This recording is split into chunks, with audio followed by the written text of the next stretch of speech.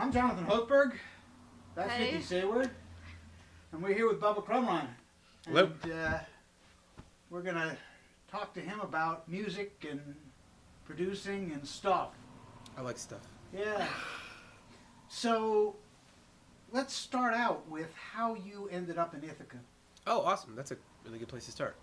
So, I'd graduated from college, middle of nowhere, Pennsylvania, in '05. And my partner Mel and I were trying to figure out if we wanted to live together, if we wanted to hang out. She was stuck up in Batavia, New York, but she grew up here in Ithaca. And after some ideas thrown out, Mel and my friend Hillary from college, all of us were like, none of us likes where we're living now. Ithaca seems pretty cool, so let's work over the summer to make a little bit of money, find an apartment that doesn't do background checks to see if we actually have jobs here, and see if it works out. And it did.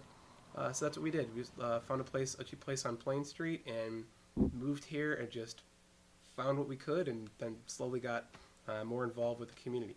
So I'm here because of Mel living here before, mostly. All right. And I like the vibe here.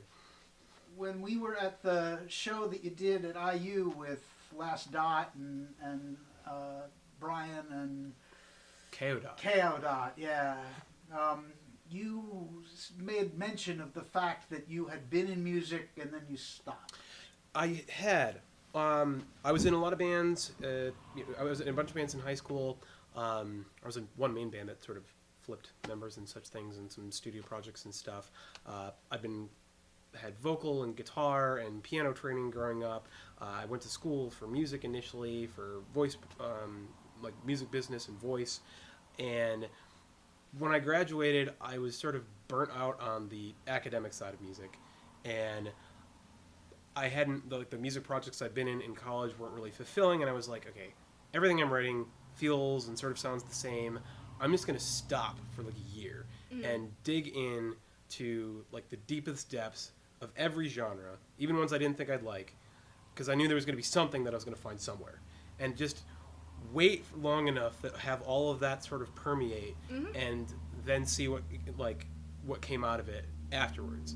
And that's why I'm in like 3 bands now, and I've had like 5 since I've been here. So I just felt like I needed a refresher. I feel like you get to a certain age, and if you've been playing for a while with same instruments, it can be difficult to move past the stuff you normally write, unless you find people to really pull you out of it. So that's what I did, and it really worked out. So you were in hiatus. Yeah. And then you mentioned at that show that KO Dot was the one that really kind of pulled you out of it. There were a handful. They were one that just really inspired me, because it was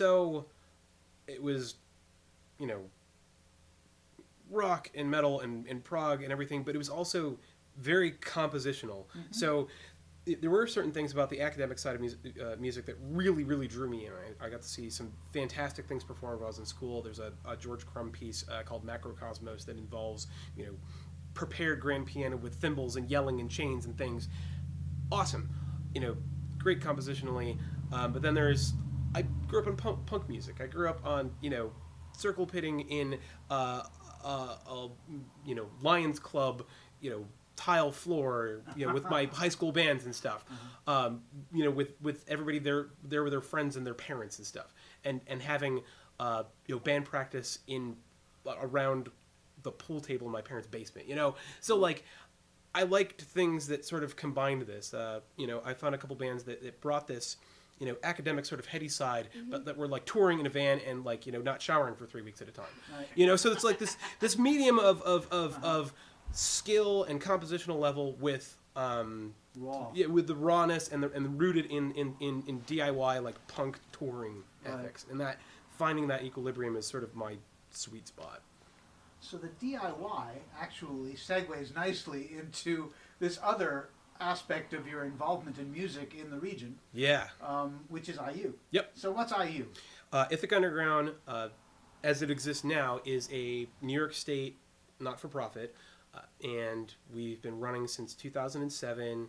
We do about 40 to 50 shows a year, and the the thing that differentiates it from any other promotional organization, it's the main idea behind it is to provide a radically inclusive, all ages environment. We decided early on, all ages shows were important. Our founder, Jamie Peck, started the shows. We were doing them at No Radio Records, and it was obvious that there was no place for young people to perform. It was like, you have to wait till you're 21 to perform at Castaways or The Haunt or wherever. The Haunt is obviously now much, much different with age limitations and things of that sort. But at the time, there really wasn't a lot going on.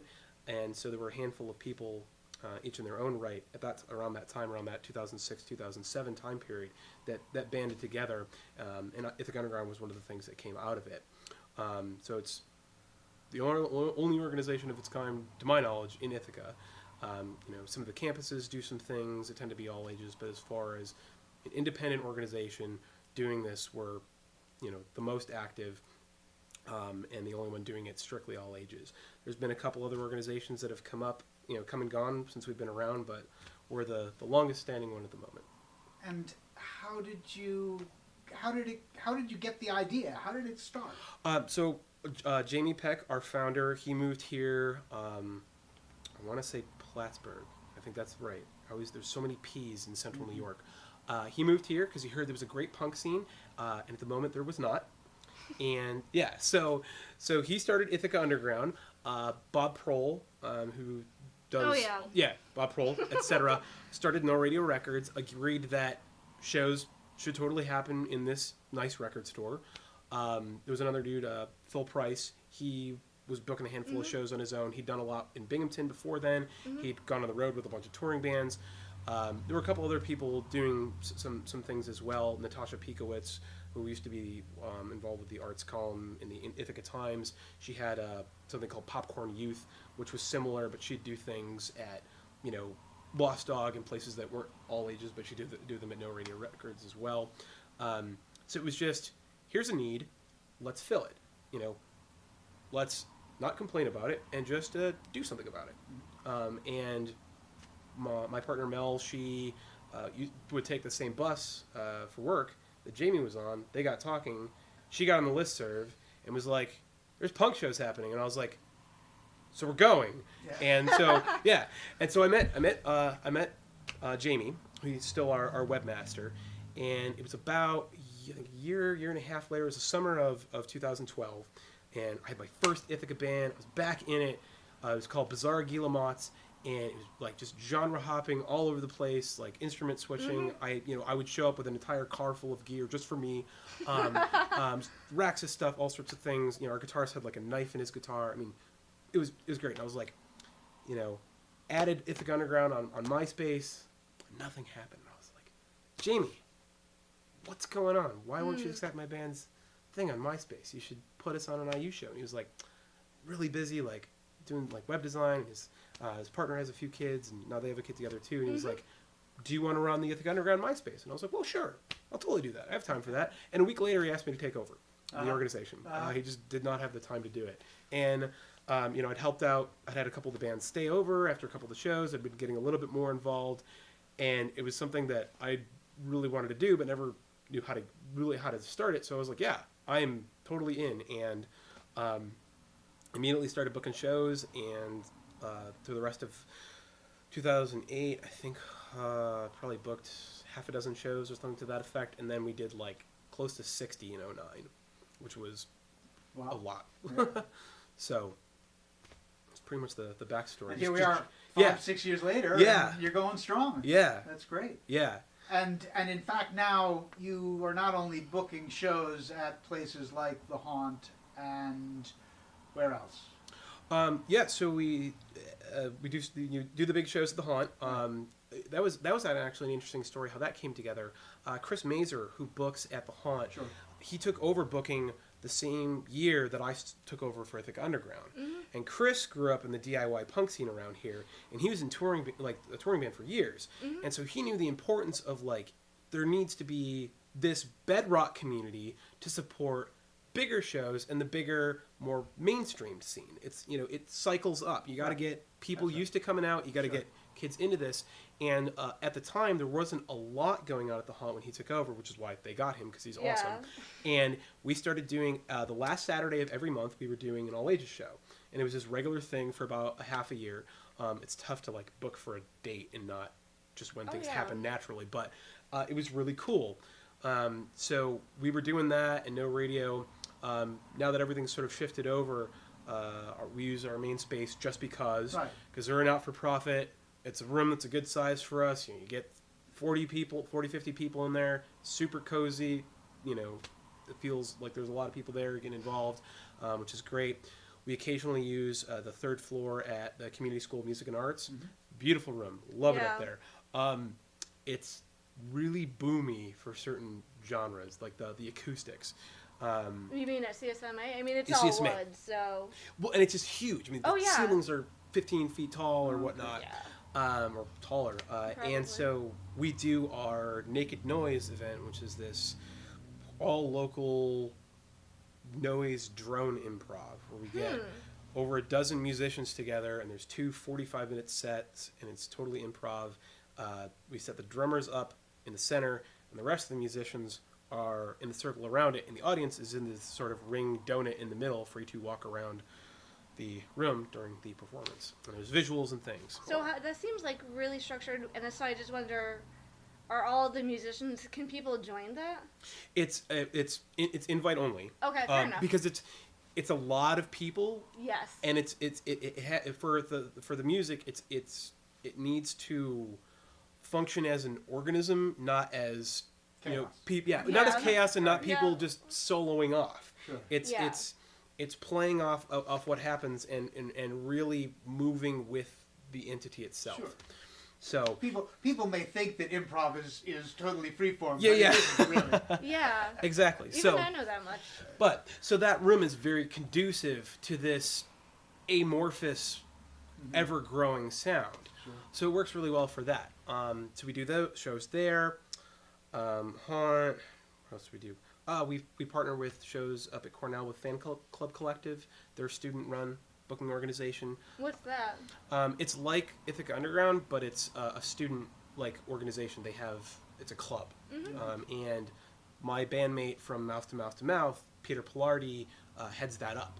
Okay. So we collaborate on shows. So we're able to get downtown people up, and by the promotional mass that I have, and then it helps get the Cornell students aware of what's happening downtown. Sure, which is a big deal. It's a big deal, and that's a big part of Ithaca Underground too. Is we'll partner with so many different organizations if they're willing to do it all ages. Let's partner. Let's create a unified Ithaca community.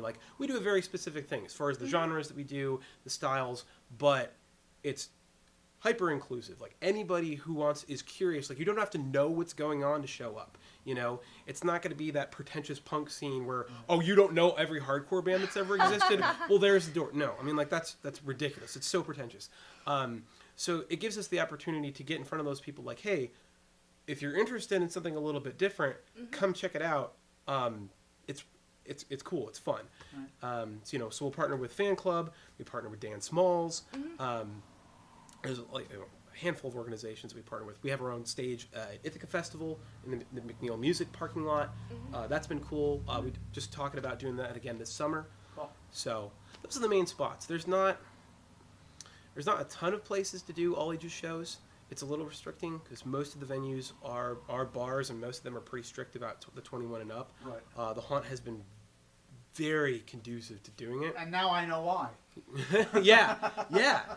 Chris knows what's up, and and even and Dan Smalls has caught on to it too.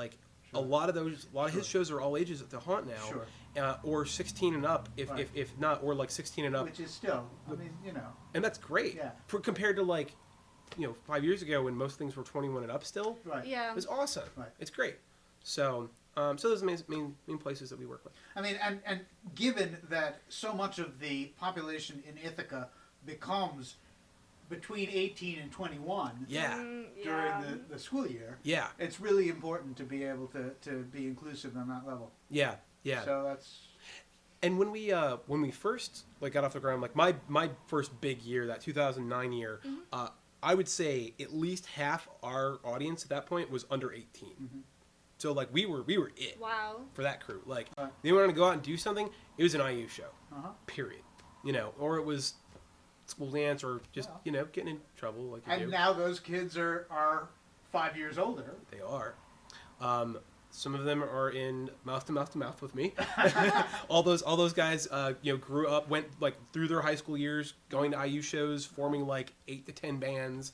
You know, same thing with Hiroshima Vacation, my other band. You know, I think their first show, 7 and Tenor, were like 13 and 15 or something like that. Wow. Really cool. You know, being able to get into things that young. So, you know, we really want to provide that opportunity. Sure. Well, I mean, and again, it's a question of leading by example, and it's letting people understand that the opportunity is to be made. Yeah.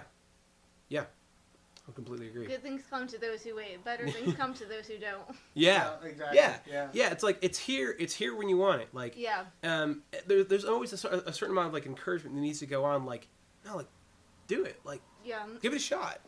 And that helps. I think especially for young people, you know, especially for this sort of a thing, they might not always get the respect and encouragement for wanting to make an obscene amount of noise, and they might not be as proficient as other people want them to be yet. And that comes with playing in front of people and playing with bands who are a lot better than you. Sure. And that was one of the cool things was like with those early shows and getting some of these bands on that were a little green. And then seeing where they were like a year later after playing on these bills with these national bands, and how like their styles would change and how they'd really push themselves. So it really works. It helps. It makes the local bands better. Like if you're playing on the same caliber as these touring bands, even if you're not touring, you're like, well, I want to look good, you know. So and there are. I mean, this region has no shortage of very fine roots bands and old time bands and yes, I mean there a are lot just of them.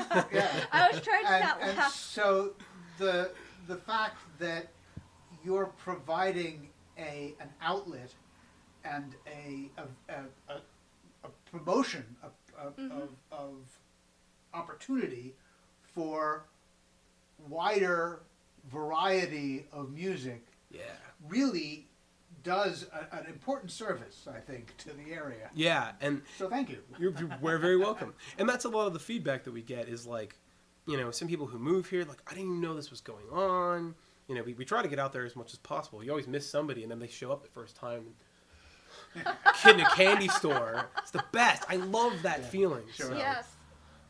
Yeah, no, you're absolutely right. And that's why it came up. People were like, there are more people in this town than those that just like jam, roots, folk, and indie rock. You know? Yeah. And those people who like that stuff also like other stuff too. Sure. We're not excluding those people. And that's the thing is that having a smorgasbord Yeah. is much better than eating Italian all the time. Yeah, exactly. There's nothing wrong with Italian. Yeah, but you want something else once in a while. That's right. And the band that I joined, Hiroshima Vacation. I mean, abrasive, grindcore. Like I'm doing, you know, noise electronics on it. We played Grassroots. Right. So I remember that. Yeah, I also apologize. I'm not the one that checks the Facebook messages. I apologize that neither of them got back to you about doing an interview for that. That's right. We were very green at that point, so we've grown a lot, and we'll be more persistent in the future. Cool. Yeah. In fact, wait to get back to us until we're not. I mean, haha. So actually, talking about something, the greenness that you've mentioned, maybe what have been some of the unexpected challenges as IU has grown for both you and or Jamie, and maybe how has that made things how they are today? I'm sorry, could you repeat the question? What unexpected challenges has IU come across, and maybe how has that made you, or really rather the organization, who it is today, what it is, So more, what challenges has the organization faced, just in general, like what unexpected things have come up?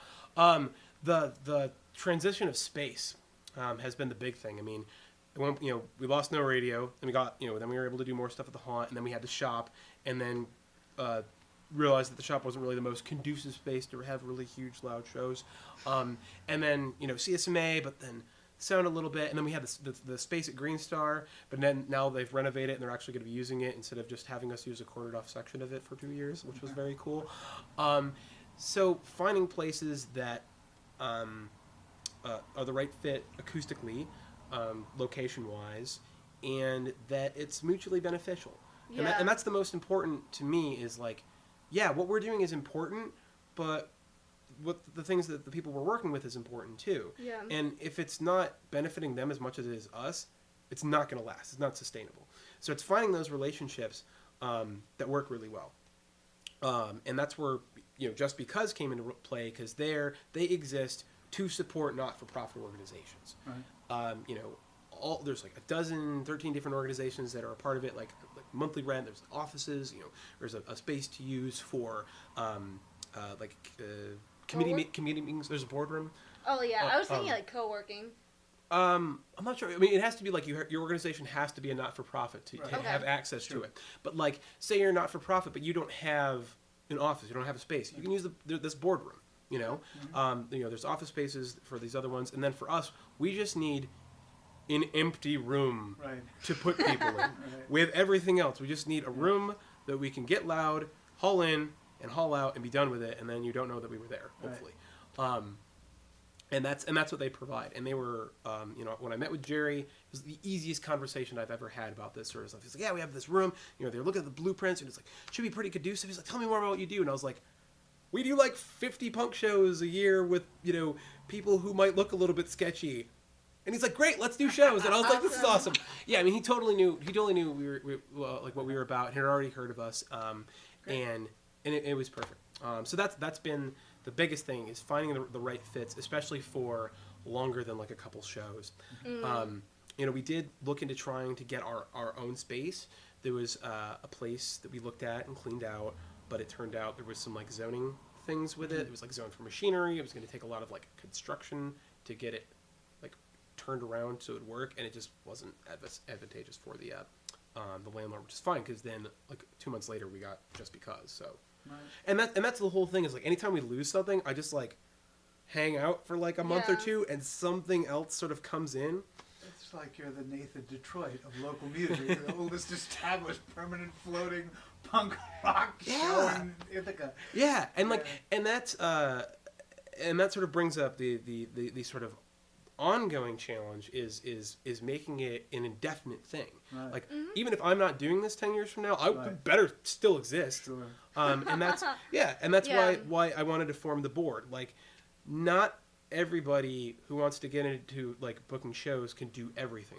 I did it for 3.5 years. I mean, I had some photography and this, but generally, like, on a day-to-day basis, I was doing everything. The back-end decisions, like thinking about what we're going to do, the concepts, the work, the promotion, the advertising, getting the word out there, in its core, I was doing it. And I was like, I know I'm not going to do this forever. I'm not going to be, what if I lose my job? I'm going to have to go concentrate on something else, And so what the board does is provide, the back-end support, where if I ever had to not do this, somebody would just have to come into the support system and do a handful of things to focus on. So that's sort of like the long. It gives you depth.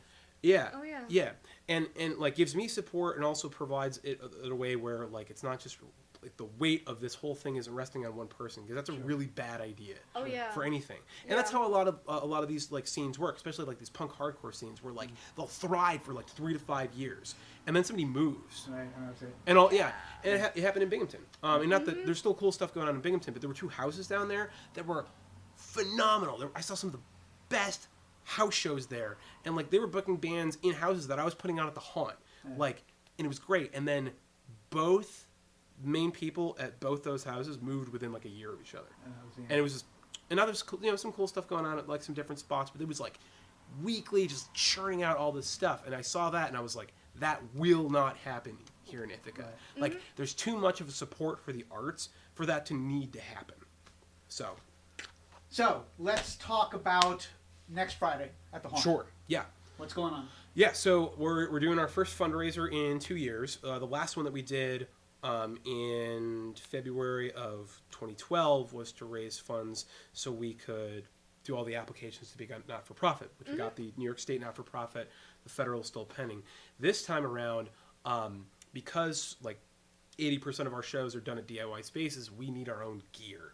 And we finally got our own PA system last year, but there's, as far as like the speakers and the amps and the snakes, stuff like that, but now there's all the other gear we had before, the microphones, the stands, the cables, and all that sort of stuff, that we need to sort of replace kind of all of it in one fell swoop. We're sort of at this point where it's all on its last leg. And so to keep doing the DIY shows, we need to strengthen our equipment and get some things that we've never had. And there's just some other operational costs, like websites, and now that we're an official organization, there's some tax stuff that I was like, oh yeah, well, there's no taxes in punk shows. Stop it. So there those sorts of things are going on, and just to help us provide a year's worth of programming. Sure. Sometimes there's things that we want to do that we want to do here that we know we're going to have to go up and bid against it going to a bigger city. Sure. And that we might put a little bit of IU funds just into it directly so we can get it because it's really cool and people will really want it. Sure. But we're competing against Philly or Toronto or something. Sure. And so you have to sweeten the door. Exactly. Right. So to convince them to come to a smaller town. So having some more resources like that is a big help. So. We pulled together a bunch of our... so who's going to be there? Yeah, some of our fan favorite bands, Summer People, obviously been working with for a long time. They're all sort of Binghamton, Syracuse, Ithaca, Brooklyn, sort of semi-transient sort of folks. We'll leave there. Fantastic. They had a new album come out last year, Burn the Germs. The single off of that got debuted on Guitar Player Magazine's website. Cool. Nice. So yeah, very cool for them. Super high energy, like rock sort of thing. There's a bit of like this Doors cult thing going on. At the same time, you could tell that they've all been in like punk and hardcore bands most of their life. So it's this great amalgamation of just high energy DIY spirit, just sweaty rock awesomeness. Fantastic live show. We've had them on the last 3 big day ins. We had them on usually like a lot of our really big shows. They've been like direct support for, Cool. and they've toured around East Coast and down south and things of that sort. So Cool. What else you got? So and then there's Batista, awesome band. Their drummer's living in Brooklyn now, but they're all from Ithaca for the most part. Noisy punk. I mean, just like effects, feedback induced, but super powerful and catchy at the same time. Yeah. There's a distinct heaviness and sort of like 90s noise rock sort of thing going on at the same time of like this like driving future punk stuff. And then their friends 100% Black from Binghamton, who are this sort of mash of psychedelic krautrock, a little bit experimental. What's krautrock? It was this genre that came out of the 70s, out of Germany. That's it sort of went away from some of the blues-based structure and things, and a lot of like repetition involved. Okay. So it's a small community. It's a very specific genre that sort of also gets labeled on a lot of different things. Okay. So cool. It's like kind of noisy, kind of experimental, and then we switch things up with Samus, who's amazing. She's fantastic. Yeah, amazing, empowered DIY hip hop. Does her own programming. She's got a new concept album coming out that's all around Metroid. Thank you. Yeah, and I don't know if you've seen the album artwork, but it's We just Awesome. interviewed her too. So. She did that herself, I think, right? No, No. she hired her out. yeah, that one. Okay. Yeah, that one. It's the same one that did the art for Prime, but it's perfect. Yeah. And she's so great. I mean, she's like getting her freaking doctorate and She's doing super hip cool. hop. Yeah. Check out our interview that we did with her. Oh yeah, I definitely will. Her and I talk a lot, and she's just great. Like what she's doing is so so we align on so many different things. Like here's a self-empowered woman like taking on hip hop. Like it's not just politics. It's not just emotional. It's there's like video game goofiness, but they and then like the next song all of a sudden we're to talk about we're going to talk about racism in America, and what that feels like, and then home life and real emotions and things. Loans. Yeah, exactly. So it's really dynamic. Sure. And she's really making a name for herself outside of Ithaca. I mean, she was on one of the Iggy Pop, not Iggy Pop, Iggy Music of the Award. Yeah.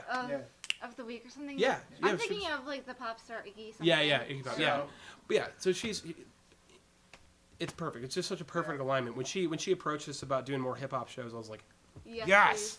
So sure, which is again part and parcel of getting a broad representation of music. Yeah, and that was an interesting thing because hip hop was something we always wanted to get into, and we sort of dabbled in it on a show or two. We'd have an artist or two, but it was something that was if we're gonna do full blown hip hop shows, I don't want it to be phoned in. That's such an important genre that it needs to be done right when we're doing it at this this DIY level, especially with some of the trash that's still that's on the mainstream level, this pop hop just total filler garbage. And I mean I have a deep love for underground hip hop stuff that's combating that and just putting this creativity and social consciousness into it. It was something that I was if we're gonna do this, it needs to be real. He's really real. So this is next Friday at the Haunt. Yes, we do. Starts at 8:30. Doors at 8:30. Yes, and the first act is on. Is that right? Doors at 8:30. Yes, doors at 8:30. Show starts at 9 with some electronics from our buddy Eucalyptus. He's going to be opening. So there's 5 acts, and it's $10 suggested donation, so we could pay the bands who are traveling and be able to do fund a year's worth of stuff. 5 bands for $10. It's not bad. Deal. Yeah. It's not bad. And it's all ages. Always. Absolutely. Every IU show is all ages. All right. Period. Very good. Well, I'm Jonathan Hochberg. That's Nikki Sayward. We're Local Shakes. He's Bubba Crumrine, and he's at the moment the brains behind Ithaca Underground. Come out to the Haunt on. Go Bubba. We'll see you there. Friday. Thank you, John. Thank you. Thank you. Peace.